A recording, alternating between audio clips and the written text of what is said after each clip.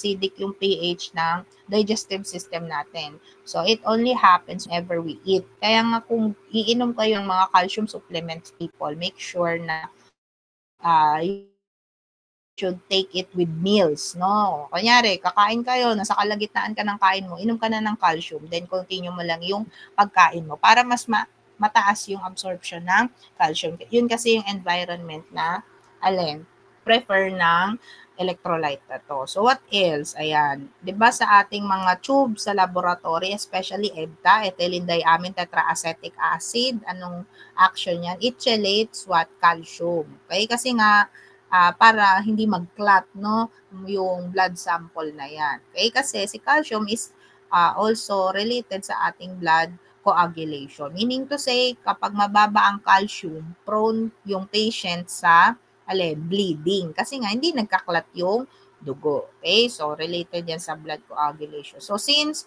ang calcium natin ay cation, no, may positive charge yan or positively charged ion yan, related din yan sa muscle contraction. Katulad ng potassium, no? However, hindi siya ganun ka-significant yung action sa muscle contractility as compared to potassium na konting taas lang or konting baba lang ng calcium sa dugo, ng potassium, okay? Ng potassium sa dugo, significant na kaagad, no? Yung effect sa body, no? Life-threatening na siya. Pero sa calcium, hindi naman. However, meron niyang, konting, abnormalities in terms of muscle contraction. Okay? So, calcium has 3 forms. No? Ano yung 3 forms? Ito yung unique feature ni calcium. So, kung titignan natin yan sa sodium, potassium chloride, wala naman silang forms, di ba? Pero pagdating mo dito kay calcium, it has 3 forms. Ano yung 3 forms na yan? Ionized, protein-bound, and complex. Among the 3, the most physiologically active is the ionized or free, no? Free calcium. So, ibig sabihin, purong calcium lang siya, calcium lang siya. So, dun lang nagkakaroon ng effect yan sa ating body. For those types ng calcium that is bound to protein such as albumin, and then calcium that is bound to other ions such as complex ions, kailangan pa nila ng metabolic processes para matanggal yung mismong calcium doon sa pagkakabind niya sa mga molecules na yon, no? Para magkaroon siya ng effect sa body. Okay? So, please remember, yung complex calcium natin is bound to several ions such as bicarb, phosphate, lactate, and citrate. Okay?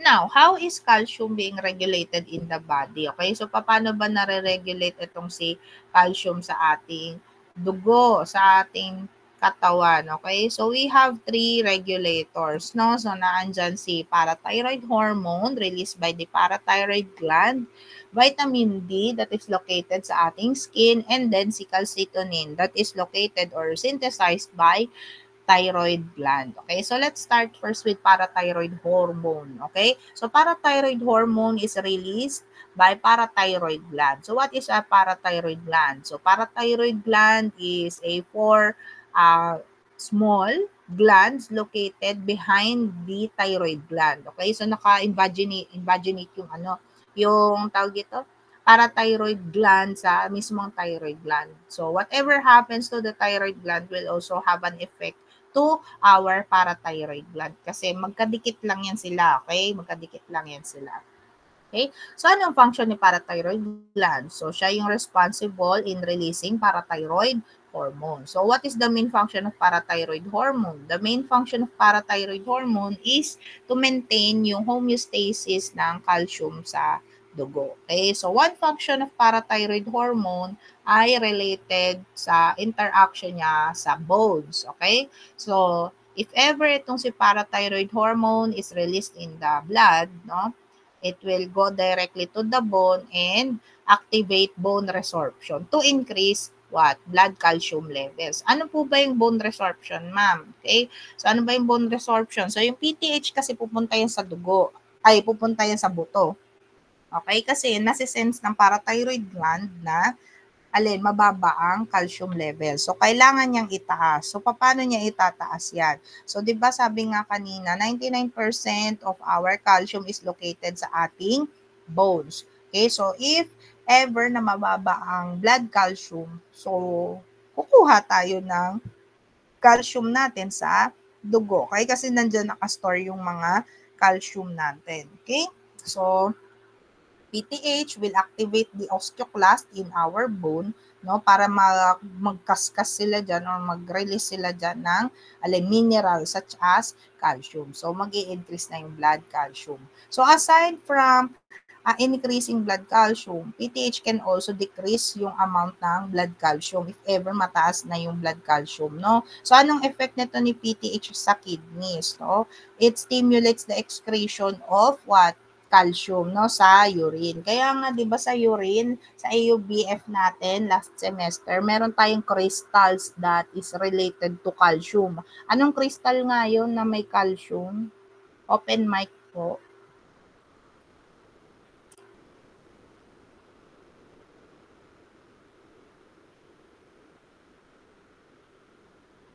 Hala, ano yung crystal na may calcium sa AUBF na na-discuss nyo last semester? Calcium oxalate po ba yun? Okay, very good. No, yung CaOx na tinatawag natin, no, calcium oxalate. So, nare-release yan doon sa ihi, no, whenever mataas yung blood calcium sa blood calcium nga eh. Okay? So, kapag mataas siya, so nare-release yan sa ihi to maintain balance, no? So, yan yung isang action ni PTH. So, meron pa tayong isang regulator of blood calcium, that is vitamin D. Class, our vitamin D ay located sa ating skin in its inactive form. Okay, inactive siya. So, hindi natin siya nakukuha mainly sa diet. Kasi meron na tayo niyan sa katawan natin, no? Meron tayo niyan sa balat natin, no? Naka-inactive form lang siya. Ngayon, this vitamin D can be activated whenever we are exposed to the sun. Okay, so kapag exposed tayo sa sun, nakaka-receive tayo ng UV rays, ayan, those vitamin D will be activated, no? And then will take action sa intestine natin to increase intake or absorption rather, okay, ng blood calcium, no? Mag-i-increase yung absorption sa intestine, no? So, saan galing yung calcium na yun? Galing sa diet, no? So, kunyari, kumakain ka ng gulay rich in calcium o kaya dairy products, no, na maraming calcium. Ayan, mas increase ang absorption mo kapag merong vitamin D. Ngayon, ang cystic kasi dito sa vitamin D, di ba uso ngayon yung vitamin D? Uso ngayon yung sunblock, no? Kaya nga siya tinawag na sunblock.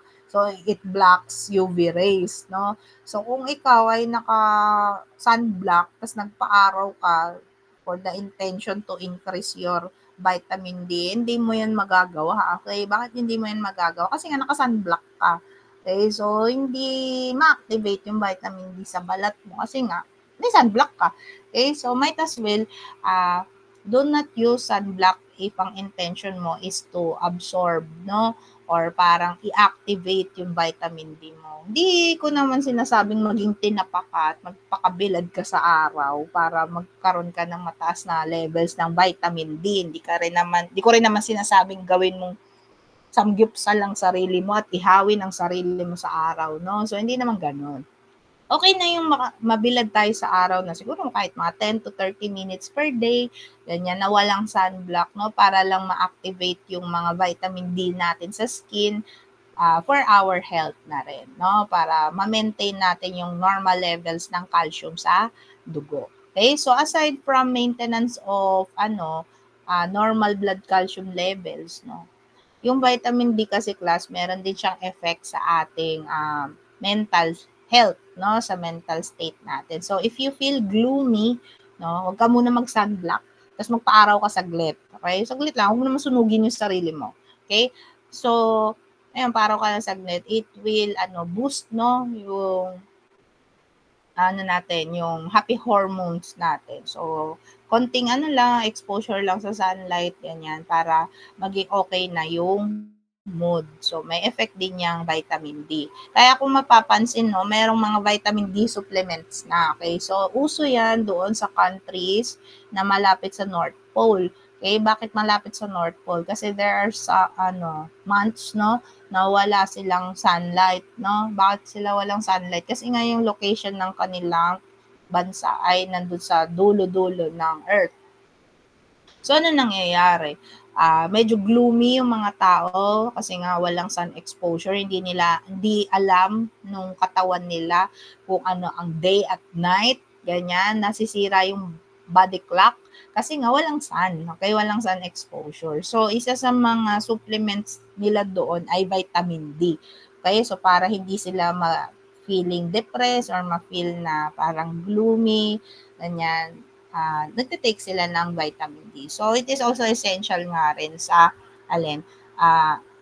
maintenance ng normal blood calcium natin. So, aside from these two regulators, we also have yung calcitonin. So, calcitonin is the one that inhibits the action of vitamin D and parathyroid hormone. So, hindi lang pwedeng laging mataas si calcium. Kailangan nasa normal din siya. Okay? Hindi siya pwedeng laging mataas, hindi rin siya pwedeng mababa. So, kailangan nasa gitna siya. So, pag na-sense ng body, na medyo mataas na yung calcium, it will release calcitonin, okay, to inhibit the action of PTH and vitamin D. Ano? Sasabihin nila, stop na, mataas na, na-reach na yung normal levels ng calcium sa blood, okay na yan. Okay, tigil nyo na yung mga ginagawa ninyo.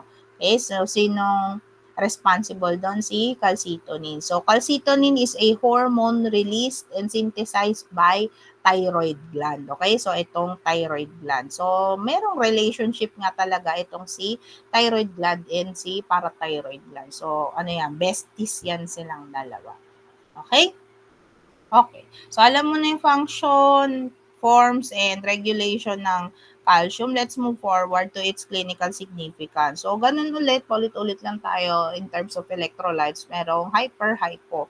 So, for hypercalcemia, andyan yung mnemonics na CHIMPs. So, ano yung CHIMPs na yan? Cancer, hyperthyroidism, iatrogenic causes, multiple myeloma, primary hyperparathyroidism, sarcoidosis.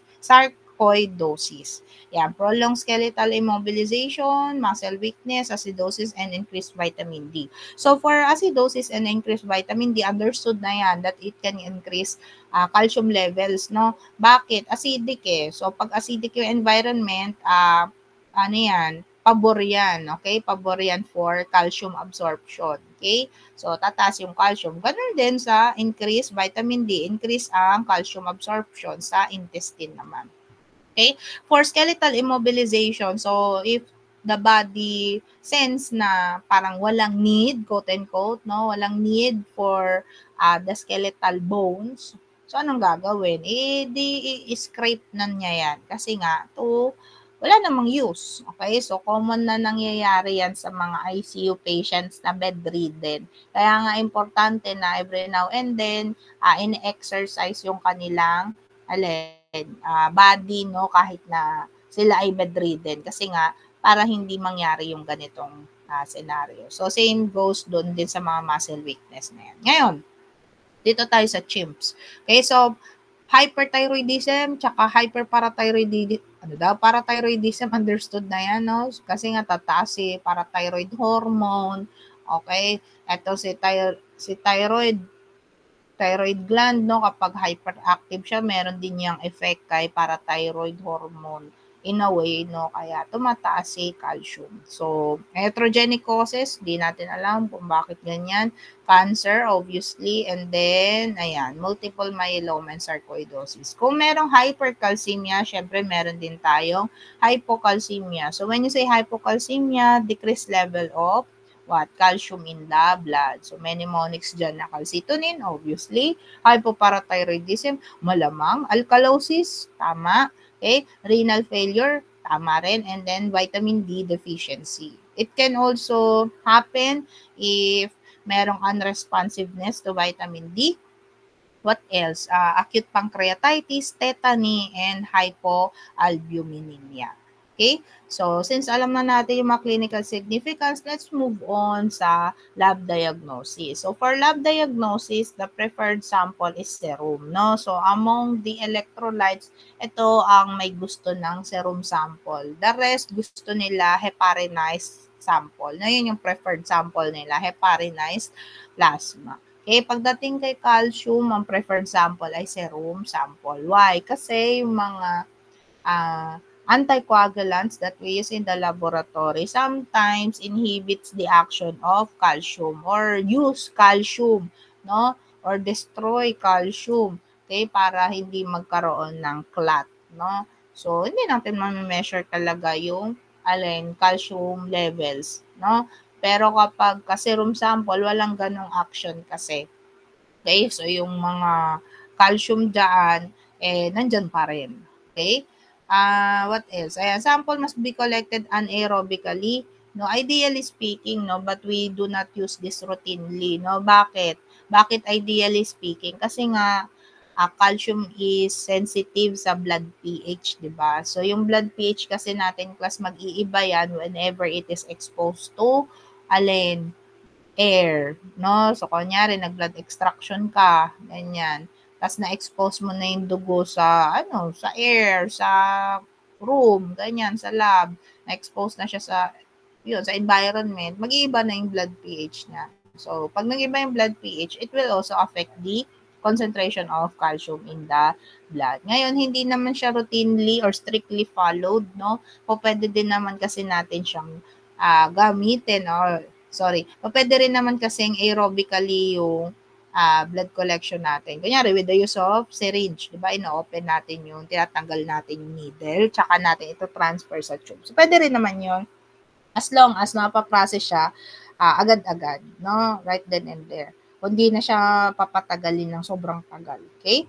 So, yun nga, ang preferred manner of collection for blood calcium, ayan, ATS sana, anaerobic na. Okay, anaerobic. Okay? Okay, so ano yung methods natin for calcium determination? We have AAS, which is the reference method. ISE, liquid membrane, then flame emission photometry. So aside from that, we also have different colorimetric methods for calcium. Ayan, yung favorite color ni calcium ay purple. Ayan, so yung methods niyan, Clark and Collip, Pero and Ham. Okay? Pwede rin itong ortho-cresoptalene complexon and other dyes such as the following. So, okay na tayo kay calcium. Let's move forward kay magnesium. So, magnesium is the second most abundant intracellular cation. So, second most abundant intracellular cation daw. So, ano yung first or yung most abundant intracellular cation?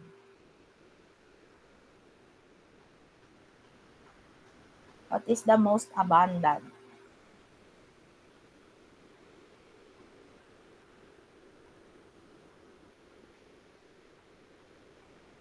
Hala, wala na naman sumagot.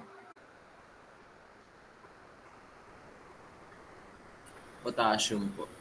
Okay, potassium, no? So, silang dalawa yung naghahari sa loob ng ng mga blood cells, no? So, silang dalawa. Okay. Dali ha.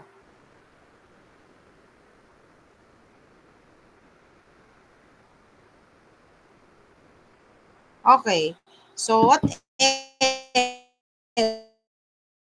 else? Ano pang meron dito kay magnesium? It is the fourth most abundant cation in the body that can be found sa bones and approximately 53%, 46% sa muscles, and only 1% sa ating blood, no? So, ano bang function nito ni magnesium? Ayan, for vasodilation, enzyme activator, maintenance of nucleic acid, synthesis of macromolecules, neuromuscular transmission, and it also regulates the movement of potassium across the myocardium or the heart. So, same with calcium, no? Same with calcium. It also has three forms, no? Ano yung three forms na yan? Ayan, ionized or free, protein-bound, and complex with other ions, no? Among the three, itong free or ionized form ng magnesium ang physiologically active, to which ang ibig sabihin niyan ay meron siyang effect sa metabolic processes natin sa body, sa muscle contraction, etc. So, ganun ulit, katulad sa calcium, no, meron din siyang regulator. So, ano yung regulators natin dyan? PTH, aldosterone, and thyroxine. For PTH, di ba, ano yung PTH? Parathyroid hormone. So, it is related sa homeostasis, homeostasis of calcium, no? Calcium. So, it is also related sa renal reabsorption ng magnesium and intestinal absorption of magnesium. So, to lower down the amount of magnesium in the blood, we have aldosterone and thyroxine. No? So, ano yung aldosterone ulit? Yan yung sodium retention, potassium excretion. So, aside from potassium excretion, ini-excrete niya din yung magnesium. Okay? And then thyroxine. Ano naman yung thyroxine? Thyroxine is a thyroid hormone. Okay? T4. Yan yung tinatawag nating T4. So, aside from maintenance ng normal metabolic processes in the body, meron din siyang action in excretion of magnesium sa urine. Okay? So, okay ka na. Alam mo na yung function. Ano na yung meron dito kay magnesium. Let's move forward to its clinical significance. Ang pinakamadali dito kay magnesium ay itong hypomagnesemia.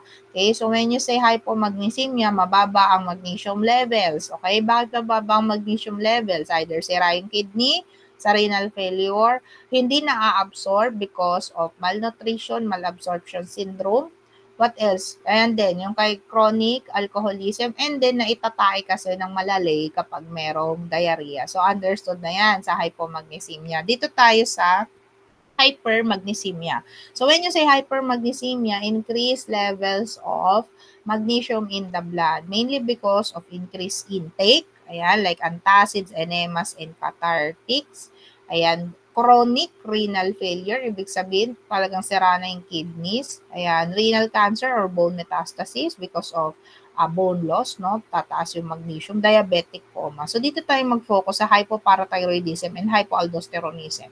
So, understood na itong hypoaldosteronism kasi nga aldosterone, anong sabi dyan? Ang action ni aldosterone is sodium retention,